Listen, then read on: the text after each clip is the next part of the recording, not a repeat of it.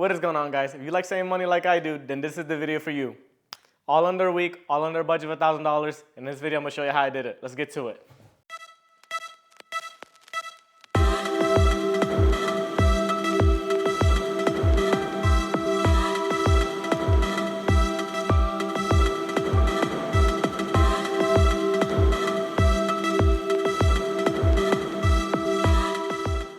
So this is the material I'm installing in this project. It's gonna be this backsplash I found at Lowe's. You can also purchase it at Home Depot. This kitchen faucet, these two lights over my island, these kitchen cabinet lights, and these hardware that's gonna go on each of the doors. With that being said, let's get started on electrical first. All right, step one, I do not care if you're a newbie, I do not care if you're a pro. You always wanna go behind yourself and check you cut off everything before you work on electricity. I use this outlet tester to test all my outlets. I cut on all the switches, making sure they have no power to it. Had I not done that, I wouldn't have found out that my food processor was on a different circuit breaker.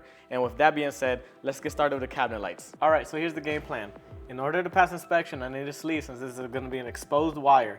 And this is where I'm gonna be feeding my wire through after I cut the sheetrock. And it's gonna be connected to this receptacle. It's gonna have constant power. And with this switch, I can cut it on and off. With that being said, the first one I'm gonna do live, and then the rest is gonna be through a time lapse. Let's go.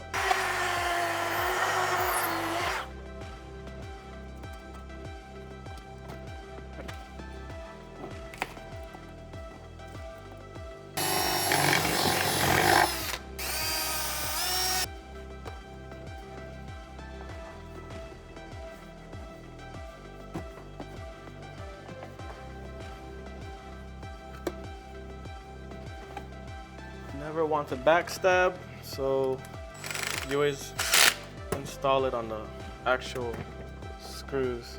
Always put tape on the sides and tighten up with a nut. You feed a conduit right here and then you tighten it down so it doesn't move. And then the neutral goes to neutral and the live wire goes to live wire. It's all marked there, so. And then this is your ground. And that is how it should look. The green is my live wire and then the blue is my neutral and the ground to the ground. And everything is concealed. Anything that is exposed is covered by that conduit. And yeah, so now let's do a time lapse of the rest of it. I just did the same thing what I did with the first lights. The main thing is to hide that wire because you will not pass inspection if you have any exposed wiring. And exposed wiring requires conduit. So yeah, that's something to remember. All right, for my island lights, I'm gonna daisy chain it off this one light right here. I already have my mark where I'm gonna make my holes, and let's get to it. Round two, so I had to use the fish tape. I think just because of the way the wood is. So now I'm just gonna pull it back. I already have it taped off pretty good on that side. Below I want this, and I think I want it at 32 inches. And I'm going to see how it looks.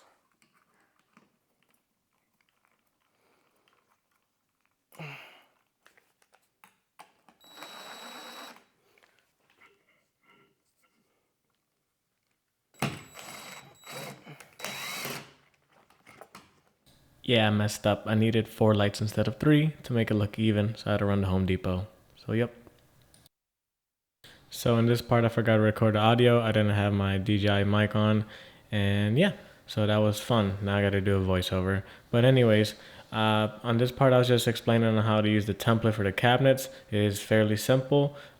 Be careful when you're drilling through the cabinets because you don't want the drill bit to skip and to mark the face of the cabinet. So what I do is I brace it against it and then I pull it away to finish drilling through it so I don't hit anything on the back side.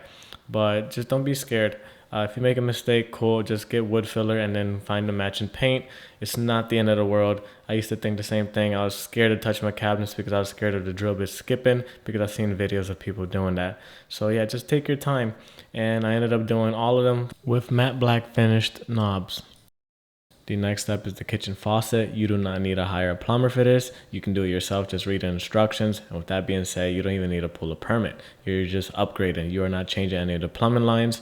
So yeah, and get a good pair of channel locks. That is my best advice for this. The last step is the backsplash. I cannot stress this enough. Cut off the power. You will have to use a sponge every now and then to wipe off the tiles, and you will go around the outlets. So please do this with the power off. Also, with that being said, this took around 2 to 3 days.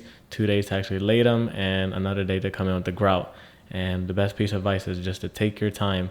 There is no rush and no one's backsplash comes out perfect the first time or the second time. And we are done. Another project in the books. I am almost done with my entire house. And if you haven't checked out the rest of my videos, I have every single project documented besides one of my bathrooms. And with that being said, if you haven't subbed already, think about subbing if you like this kind of content. And if you don't, well, just leave me a comment saying what I could do different. I try to do things a little different every now and then and maybe add a little bit more information, but some things do get by me. With that being said, this project, the total cost was around $950, just shy of $1,000. And it took around 5 days, 3 days to lay the tile and then 2 days to do the rest. It could always be quicker, but you know, this is not my full-time job. So yeah, I just do this when I come home. And yeah, I'll see you in the next one. Hope you guys enjoyed the video. Bye.